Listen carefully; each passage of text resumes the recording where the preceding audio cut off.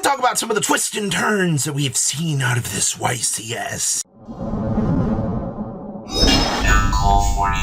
Make sure you guys smash the crap out of that subscribe button so you guys don't miss out more on us content. Starting off over here, we have Traptrix actually getting a chance to do something out here. Now, of course, this was actually piled up with the amazing Rysel package. I know, right? Rank 4s.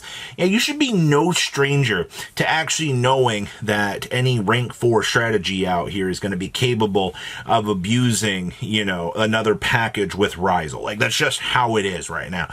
But we actually got a fantastic opportunity to see that Traptrix's defensive and offensive capabilities actually put them in an interestingly good spot. And actually, this meta is not prepared for Rafflesia at all. I think that was one of the interesting things to take away from that matchup was Rafflesia is such a strong card that if you are not prepared for how Rafflesia is going to interact in the game with what whole trap cards you might be bringing to the table, and that's always going to be a major thing when you look at these metas out here, that if you're able to bring, you know, something that people aren't really thinking about, you know, getting that surprise factor, that was good. And I think Traptrix had a fantastic showing for that. You know, it also shows that, you know, the backing from Rysel, you know, Detonator is a stupid card, man.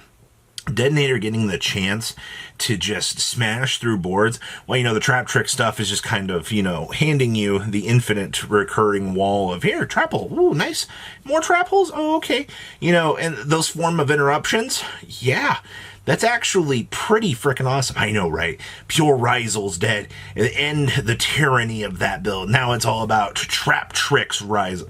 Honestly, I like surprises, and this was a very pleasant one. I've really not seen a lot of people pushing for Traptrix Rysel right now. You know, we have those 1 to 2 players that, I mean, will make the deck look extremely good, and I think that this was a case of that. But that's a big one to be thinking about right now. Striker Tenpai. This, I had not gotten a chance to watch any other feature matches from any other YCSs, but I was glued to this screen watching this current evolution of Tenpai out here just dismantle its opponent. Upstart Goblin engages, Widow Anchors. Now, granted, yeah, it was against a Runic build, and I hate to tell you this, but Runic's dead in 2025. It's a real shame because, you know, I'm a very strong, you know, loyal Runic enthusiast.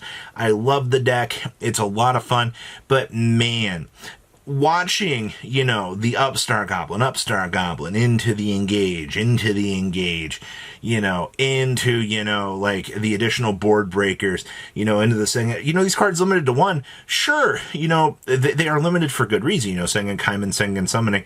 But if you're able just to have, you know, the ability to toggle for all of these cards, you know, as the deck gets thinner, the more you stay winning out here for this. Also, it really did prove that, you know, Tenpai, for its ability just to OTK push through any sort of crazy board that your opponent might be setting up, was very, very, very intriguing to actually watch. So, I think that Striker Tenpai is going to kind of be the TCG special for a little while.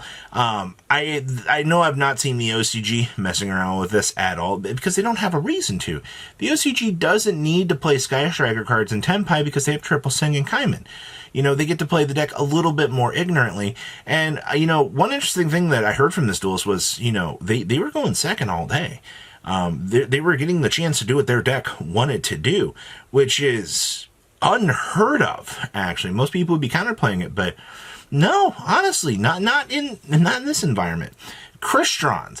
Oh, man, this is really freaking sad, man. So I've been hyped, and I think most people have been very hyped out here for Crystrons to kind of see what they could do. You know, we've been seeing the OCG smash around with this deck for a while.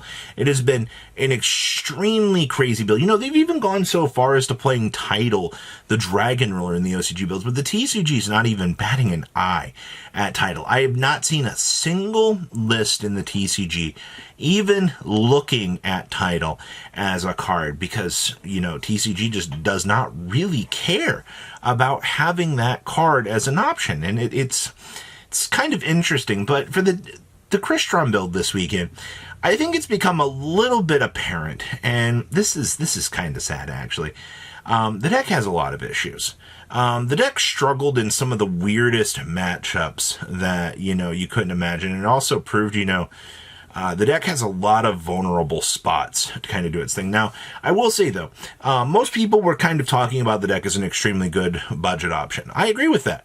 I think that Crystron is a fantastic addition out here to the budget player pool. Minus Citri and minus, the Quanzing Longdrax, or the big Synchro out here.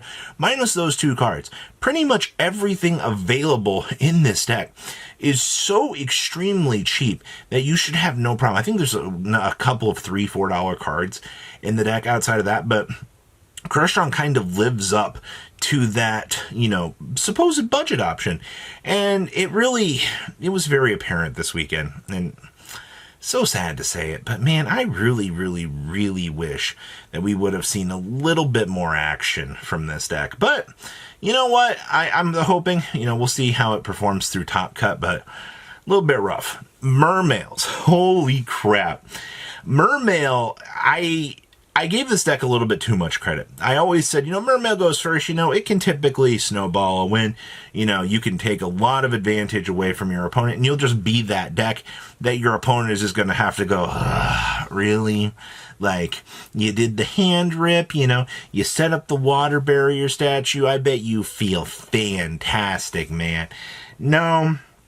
It's, while those are all good cards, it was memed on by Crystron, which is really freaking sad, actually, because, coming out of last weekend's YCS, you saw Mermail just being this monster, and I still don't think people were really too prepared for seeing this deck. And it's really freaking funny, actually, because it felt like people were more prepared for Crystron than Mermails this weekend. And maybe that was just more of a, a situational, certain matchups popping up on camera for sure.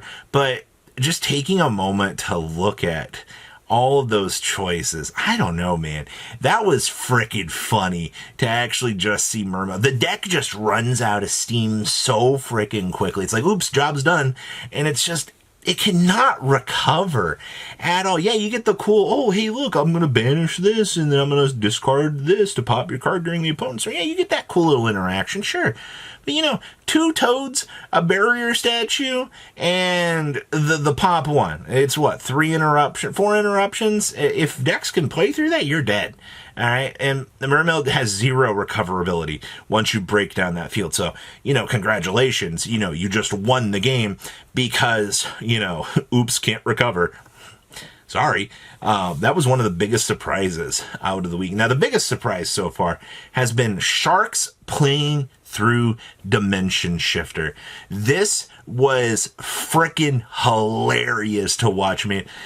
Typically, Sharks, everybody's like, oh my gosh, Sharks, it's so worthless against Dimensional, Shifter taking, the deck needs its graveyard, Well, if you got enough cards in your hand after resolving a Maul Charmy, this is what we talk about, the Maul Charmies are very important cards out here. If you get enough of those cards into your hand, and you're like, ooh, you're just going to start to win the game. You've got enough combo pieces to do your thing. Your opponent can only technically stop you so many times. Now, obviously, I feel like there was a very, very, very distinct lack of skill in that feature match. I think that match could have been played a lot better, but it was still very nice to see Shark come out on top and actually go, hey, we can actually play through Dimensional Shifter and we can actually do things. Sharks in general, it's not as good as you would think. I think that was just probably one of those moments that you had to be there and enjoy and actually see, hey, with enough extenders, Buzzsaw Shark being a stupid good card as he is, was really, really nice to see. Overall, this YCS so far has been, there's been some good highlights. I'm liking the fact that there are some good solid challengers in the meta right now actually doing things. And that's what we want to be seeing right now. We want to see that, Rogue is actually making the game look very exciting. So what do you guys think? Please leave a comment down below. Tell me what you guys think. And I'll see your beautiful faces back here today, guys. Patrons! Thank you.